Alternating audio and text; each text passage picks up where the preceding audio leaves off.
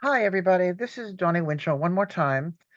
The topic for today's video slash PowerPoint um, is to allow you to begin to think about whether or not a vineyard should be in your future. Again, you're going to need professional advice. You're going to need some assistance. You're going to need a little bit of personal expertise.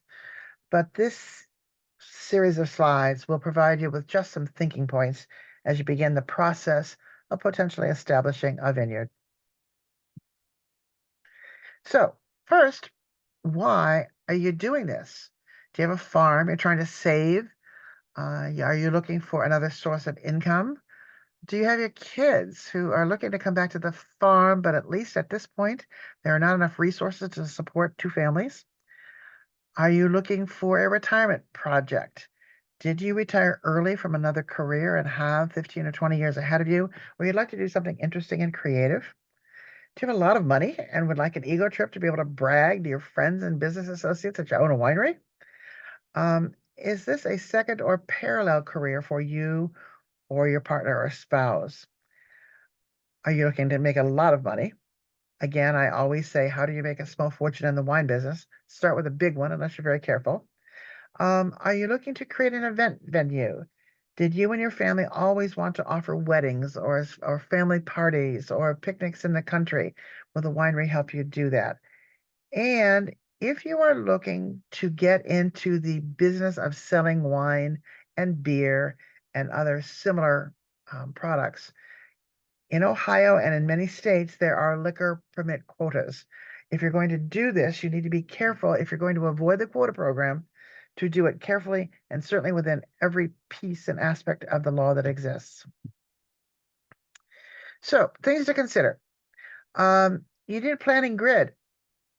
Do you want to, if you're going to open a winery down the road, is this vineyard going to supply that winery? Or are you going to buy fruit for the winery? So if you're building this vineyard to supply your winery, you need to understand why you're doing that.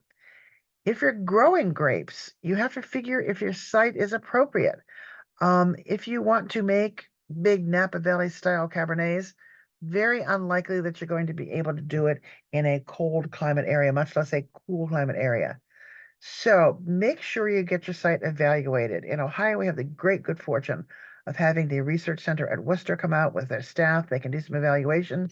The Grape Industries Committee in Ohio has some work with the University of Virginia to create some GIS scoping to identify whether or not your site is appropriate. And then you need to look at the soil. You look at the area. Do you need to tile every row? Do you have heavy soil? There are very few vinifera vineyards, at least, that are planted in the east, especially in Ohio now, that don't have every row tiling. Are you going to need wind machines? Um, who is going to plant and how will you do the planting? Are you going to hire someone to come in and do it for you? Are you going to do it fairly meticulously with you and your family? Are you going to hire a vineyard manager? Are you going to manage this yourself? Historically, every row of grapes has to be tended about 35 times a season. So it's a long job, a lot of jobs, a lot of variety of jobs. So can you do that yourself? Or will you need to hire someone? And frankly, can you afford to hire someone?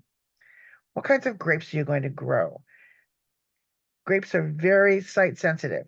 The natives, the Concords, the Catawbas, the Delawares, are generally fairly easy to grow in most places. Are you going to do some hybrids? You can do a hybrid like Vidal in certain growing areas, but in other growing areas, when the temperature drops to regularly to 20 below zero, like in Iowa, you need to do the cold hardy hybrids. Are you going to try and grow vinifera? Are you going to try and grow the Chardonnays and the Rieslings, or even more sensitive things like the Pinot Noir? Can your soil, can your location, can your soil preparation support those kinds of varieties? And then within the varieties in those major categories, what ones can you actually grow? And I will reiterate, before you go too far into this process, go to your local university or to your extension services and get some help. They will give you some direction and it will save you many, many sleepless nights and save you many, many thousands, tens of thousands of dollars of mistakes. So, how are we going to do this? Where are you going to get the money? Do you have your own cash to be able to pull together this project?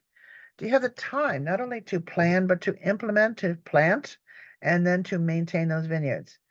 Is the land that you have right now appropriate? Are you already a farmer? Do you have tractors and sprayers and all the kinds of equipment that you're going to need? Or are you going to have to start with those? Have you ever been in business before? Because this is, in fact, a business. Do you have any experience either in home winemaking or commercial winemaking or working in a vineyard? Have you taken some classes? Are you going to look for money outside? Are you going to have some investors? Be careful, always maintaining control, at least 51%, because you don't want someone else making the decisions for your future in this vineyard. There are consultants out there that for a fee, for a moderate fee, can help you in a positive direction. Certainly, the universities are out there and their generally services are free. So look for some help. Find the help. Do you have the passion? Um, we always talk about finding a job you love and never really going to work. You need to have that kind of feeling as you move into this business. Do you have patience? Um, Corn and row crop farmers plant the corn, harvest the corn in the fall, plant the beans in the spring, harvest the beans in the fall. Not so much with this business. You have a 3 to 5 year commitment to make sure your vineyards get off the ground. And given the fact that you're using your money or someone else's, do you have the resources to have that staying power?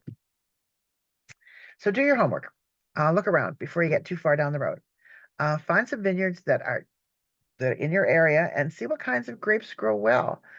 Set up thermometers on your property to see if your temperature and climatic conditions match or are similar to theirs.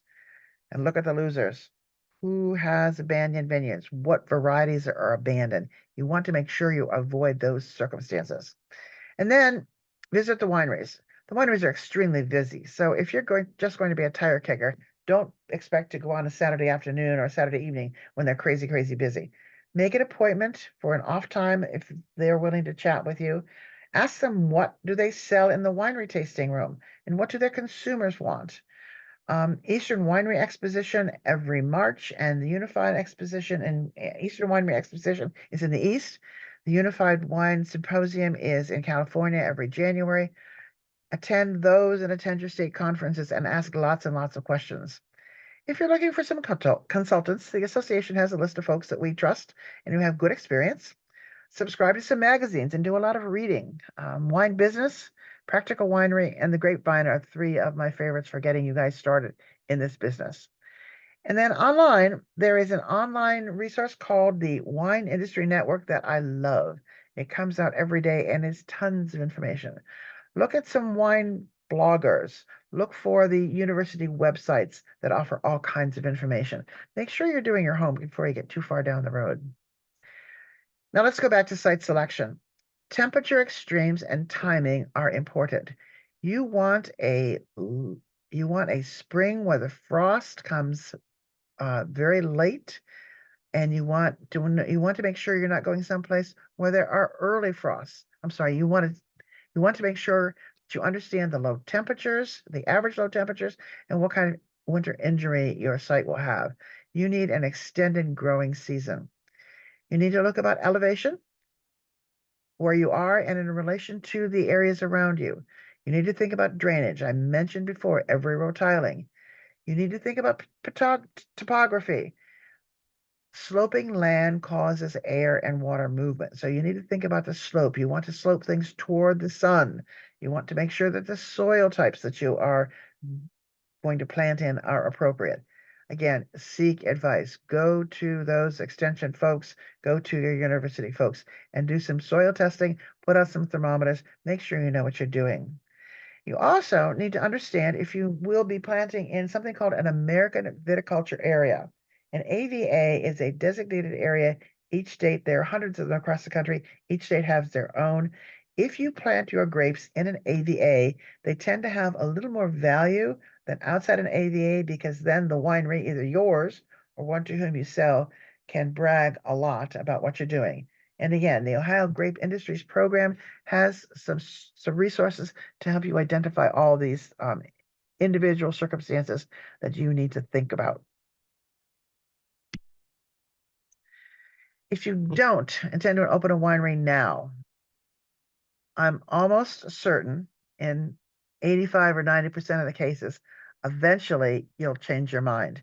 You'll be selling those grapes for $600 or $800 a ton, and you'll look at those winemakers turning that fruit into $15,000 or $20,000 a ton as a finished wine.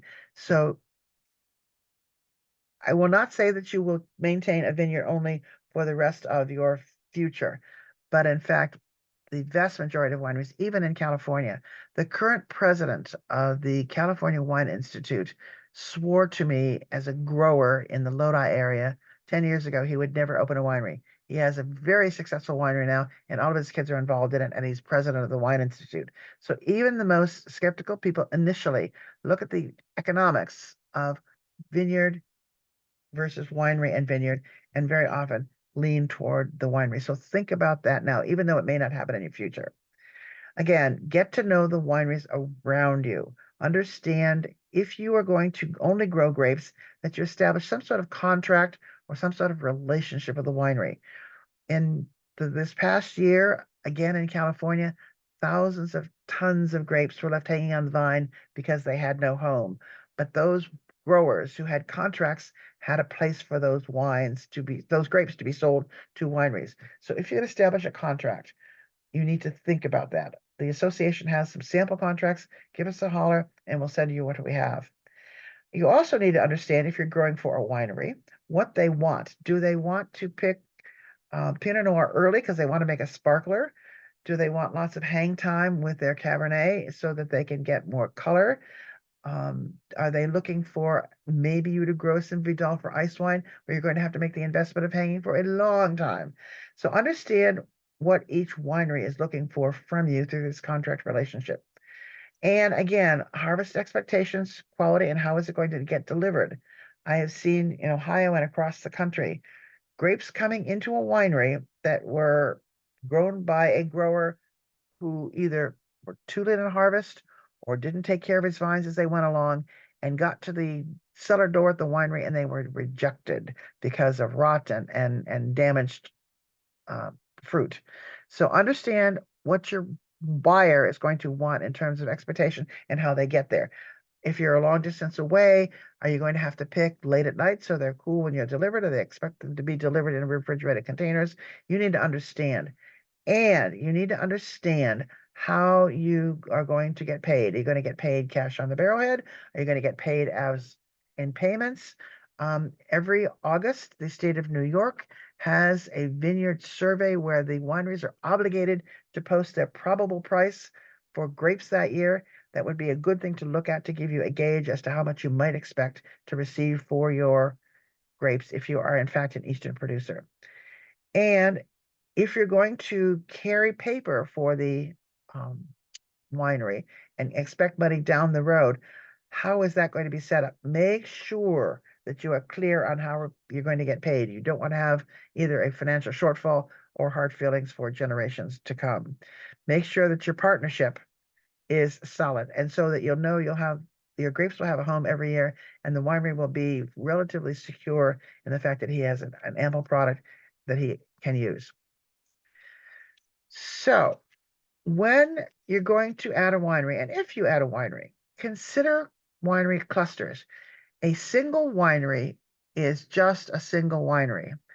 4 wineries near one another are a destination. Typically, in the East especially, about 25% of the wine consumers who visit wineries on a regular basis have their favorites and go there always. But 75% of them float around. So if you're going to open a winery, think about how important it would be to have a bunch of neighbors. And then make sure that your winery is more than just a tasting experience. All of the marketing things we've heard for the last half a dozen years are that people, especially the millennials, the X's, and the Z's, want experiences as a part of their winery. So belly up to the bar and taste is not going to make you nearly as popular as someone who is offering a broader experience with perhaps music or food or some kind of hands-on activity. There's also something I call the 45-mile rule. You should be, when you build your winery, within about 45 minutes of a major population center. It is very difficult to draw a percentage of folks to your winery if you're that much, if the distance is much more than that. There are so many wineries clustered all over the country now that it's easier to stop at the closer wineries than those more distant. So if there is a major population center within range of 3 or 4 wineries in the area, that may be an ideal place for you to establish yours. You need to also understand the palates of the consumers. Um, Much of the East can appeal to what I call the 1%, those sophisticated tasters who are willing to pay 75 or $100 a bottle for some wines that they understand and appreciate. But the bulk of the consumers in Ohio and most of the Midwest rely more on a general consumer who is looking at wines in 2024 terms, price point as the sweet spot of $18 to $20. So 15 maybe to $20 would be a price point that probably sells in your area. Ask around though. And there is something else I call the 82% reality. In the United States, people who drink wine are surveyed. 82% of those consumers drink wine that is a little bit sweet. Even the very, very, very well respected Kendall Jackson Chardonnay has just a hint of sweetness in its finish. So look at that percentages. And then in the rest of this video series, we're going to talk a lot about marketing, both to the 1% as well as to that 82% and everybody in between. So the video series is designed to help you sell if and when you open your operation. So the question is, are you ready? Do you have a vision? Do you have a site? Have you evaluated the site? Do you have design and planning of your vines? Do you know how they're going to get into the ground? Do you know who's going to manage them? And do you know where your money is coming from? If you can answer those questions, then you need to have a business plan. You need to have a business plan for the vineyard and the winery. And you need to have an implementation plan. I can't tell you how important planning is. So, how much will you grow? And how do you manage it? Are the vineyards appropriate to your site? What quantities of each can you manage? Put the above list and do a layout on paper. Figure out the trellising system that you need that's suitable to your circumstances. Determine where you're going to plant each variety. Determine the number of posts and the wires and all those things you need to order. This all needs to go on paper. What kinds of site preparation are needed? Do you have deep ripping? If you're going to have clay soils, you got to get down to the fresh pen. Do you have to remove some trees or stumps? Do you need a cover crop for a year or two? What kind of access roads do you have? Do you have a pond or a well and you have adequate water? Do you have an existing building to house your equipment? And then where are you going to get your vines? There are a number of really good suppliers, but make sure the vines that you order are acclimated to your location. It wouldn't make a whole lot of sense to order wines from a nursery in maybe Missouri that didn't produce, didn't have winter hardy Chardonnay, if that's what you're going looking for, or it wouldn't make sense if you're in Missouri to go to a nursery in the Midwest that doesn't grow cold hardy varietals. So making sure that your source of vines comes from a reputable supplier who provides you with either the grafted or the self-rooted stock that will suit where you're going to grow. Then you need to establish some timelines. When are you going to order the vines? If you talk to any supplier who's looking at grafted vines, you need at least 18 months, maybe 2 years in advance for them to prepare those vines for you. And where are you going to get your trellises? When are you going to put those in? What kinds of posts are you going to use? I saw a horrible picture of a winery that had a very, very heavy crop of Zinfandel in California that used aluminum posts or metal posts, and all the vines were on the ground. You need to make sure that what you are doing in terms of trellising suits the crop loads that you're looking to develop. And also the soil that you are putting those posts into. And then once you lay out the field, how are you going to plant it? Physically yourself, carefully making sure the rows are straight, making sure the string lines are visible, or you're going to hire someone to do it professionally with a laser. So the right results of all that planning and all of that work, hopefully, will result in a vineyard, something nearly as lovely as this, with beautiful hanging red, ready to hand pick in a fruiting zone, someplace on the vineyard property that you own. Thanks very much. There's lots more to this series.